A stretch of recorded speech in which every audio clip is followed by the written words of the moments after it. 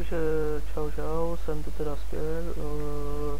To další video jako Martin. Napadly mě řekl různé věci. Proč vůbec na něj ty policajti přišli? Jak to, že zrovna začali honit jeho? Protože jsem se tak dozvěděl, tak prej jeho otec nahlásil krádež toho auta, ty Audiny ve čtvrtek. Ten před bouračkou. Policistům řekl, že se jedná s největší pravděpodobností o jeho syna. To ale nebylo všechno. Zapojila se do toho také zřejmě jeho bezpečnostní služba, tak slyšel.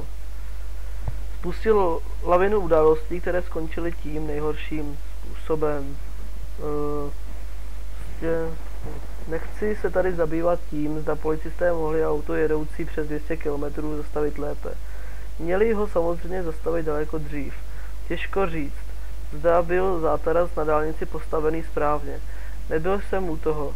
Zdá se, nedalo udělat něco jiného. Jestli ho vůbec měli na tu dálnici pouštět. Nebo jestli nemohli udělat zátaras na nájezdu. Jak účinné by mohlo být použití pásů z hřebíky. Jestli celou akci nemohli policajti provést už dřív, když jeho otec všechno nahlásil už ve čtvrtek.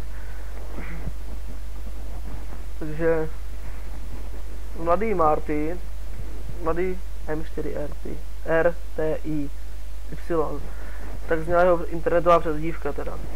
Nebyl podle všeho žádný svatoušek, tak jako slyšela čet na internetu. Vyhodili ho ze školy, auto si od otce nevypůjčil poprvé a za volantem neměl co dělat. Bylo mu 17. Neměl papíry a den před nehodou chlastal jako prokopnutý kýbl. Celé to má ovšem jeden opomínaný aspekt. Jakou roli v celém smutném příběhu sehrál jeho otec. Podle dostupných informací je jeho otec majitelem bezpečnostní agentury a poslal na něj svoje privátní psy ještě dřív, než po něm vyrazili policajti.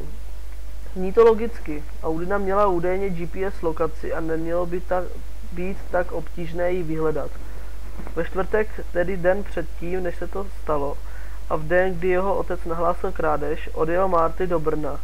Tam u kamaráda v bytě hrál počítačové hry a spolu napůl vypili lahev vodky, což byl teda Peťan Games.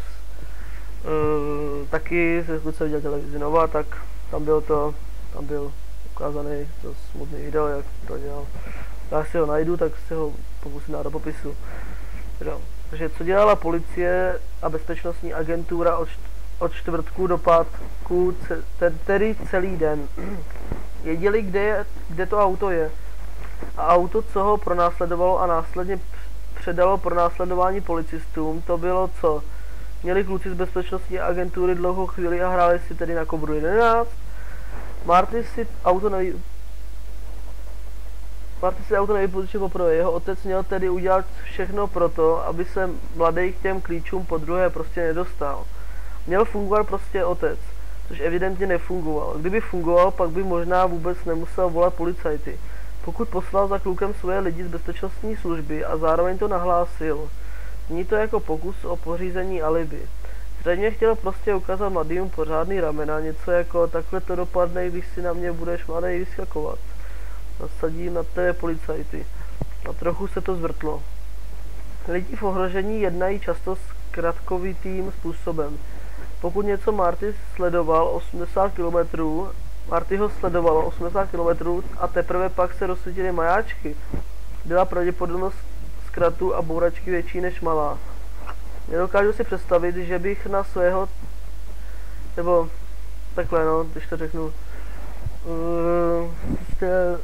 jeho táta prostě vlastní agenturu a poslal na něj ty svoje, jako ty soukromí, jak to mám říct, hlídače.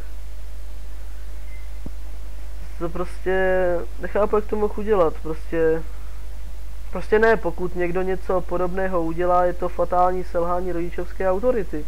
Také přiznání slabosti, prostě to ten chlap nezvládnul. Dokážu si ale velmi dobře představit, jak mu asi musí být teď. Pokud si tohle čirou náhodou čte, mám pro něj, pokud se prostě dívá na to video, vždycky, čte, kdybyste na syna neposlal policisty a agenturu, mohl jste mít možná doma obojí, kluka i auto. Prostě, nevím, co to toho fotříka napadnulo. O to vůbec na ně posílal, když teda věděl, že údajně teda řídit umí. Všichni to říkají, že teda řídit uměl, že prostě není možný, že by neuměl řídit. Tak kdyby tak viděl fotřík, že prostě umí řídit, tak by pak prostě dojel s tím autem domů. Byli by oba dva doma. Že na ně poslal ty psy a ty primátní psy, prostě jako ty hlídače, pak na něj i policajty, jenže Martin mu došlo jako ke ztratu mozku prostě, bál se, že bude mít průser, začal ujíždět a pak to takhle dopadlo, no. No tak já se s váma loučím teda. Mějte se a zatím RIP pro Martyho. Jo, ještě dám do popisu videa skupinu, do které se můžete přidat, je to RIP pro Martyho, takže zatím čau.